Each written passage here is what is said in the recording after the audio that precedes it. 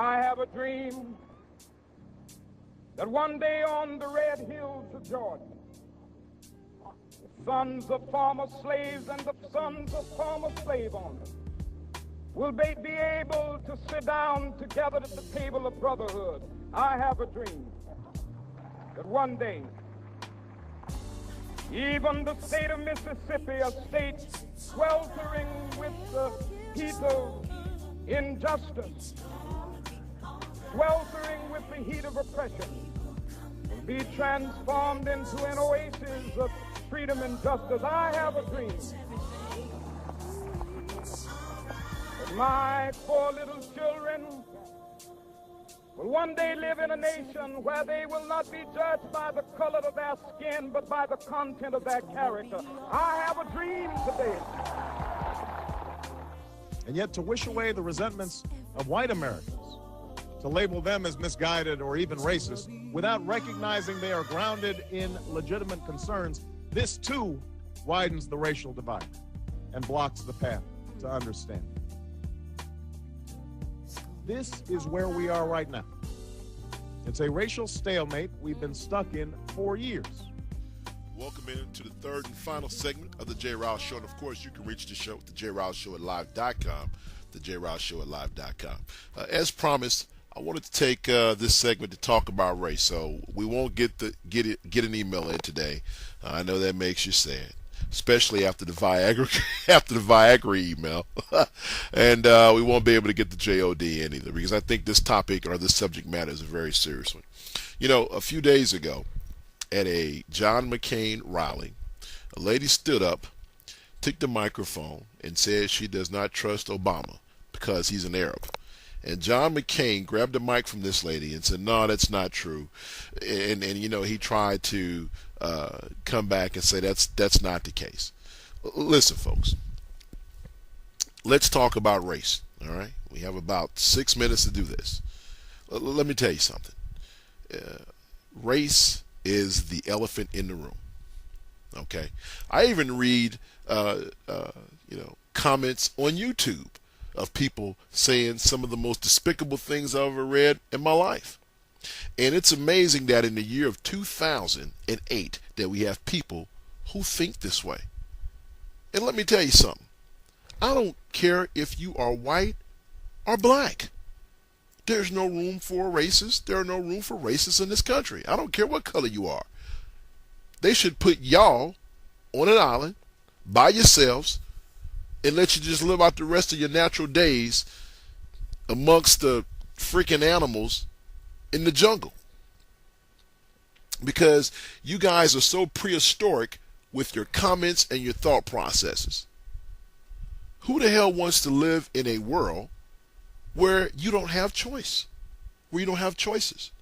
Imagine if you walked into Baskin-Robbins 33 flavors and all 33 flavors were vanilla or chocolate. Who wants that? You know, my friend, God bless him, I remember the night when Barack Obama won the Democratic nominee. He became the Democratic nominee for the presidency of the United States. And so, you know, all of us, we were a little teary-eyed because, you know, hey, it's a very proud moment for us as African Americans. Very proud. He calls me in an uproar. My daughter, she doesn't realize how important this is, because I guess, you know, when he wanted to watch his acceptance speech, his daughters wanted to go do something else.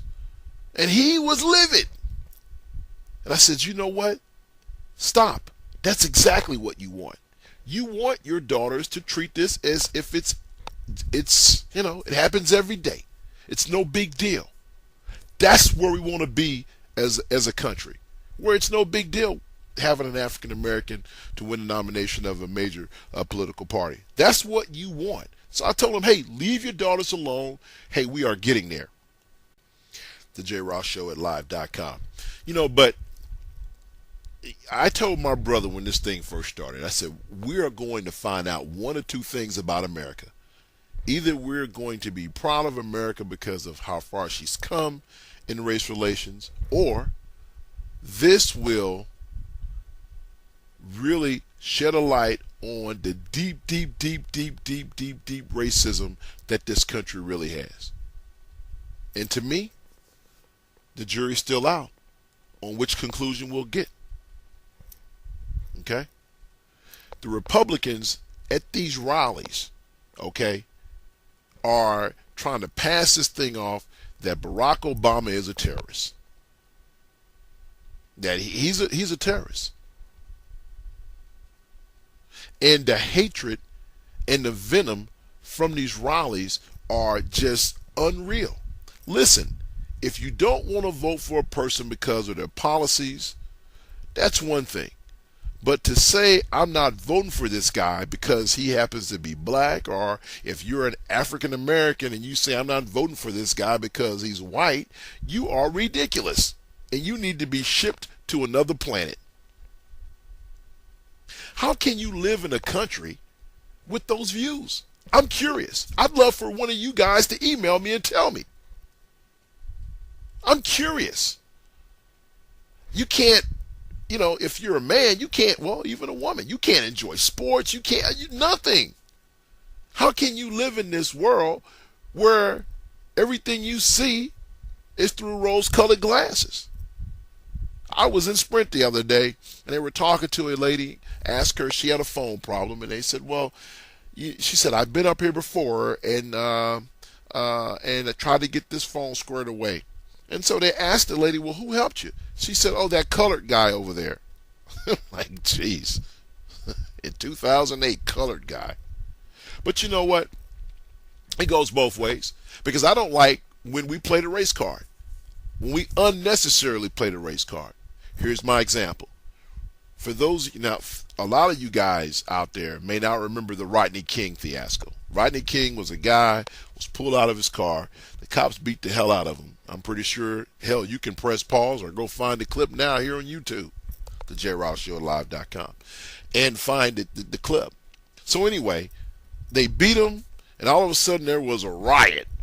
People were going off because, police brutality, this is ridiculous, this shouldn't happen. The whole 9 yards. And that's where you hear people say, can't we all just get along? He made that comment with a Jerry curl, but that's a different topic for a different day. Anyway, throughout all this fiasco, there was one moment where these 3 African-American cats pulled Reginald Denny out of his truck. They kicked him, they beat him, they shot him, I think. And it took a black woman to save his life. She pulled him in her house to shield him from the angry mob. So finally, when they caught up to these clowns and arrested them, all of a sudden the neighborhood had on these T-shirts, oh, black this, they're doing this to us because we're black, blah, blah, blah. No, they're not doing this to you because you're black. They're doing this to you because you clowns are guilty.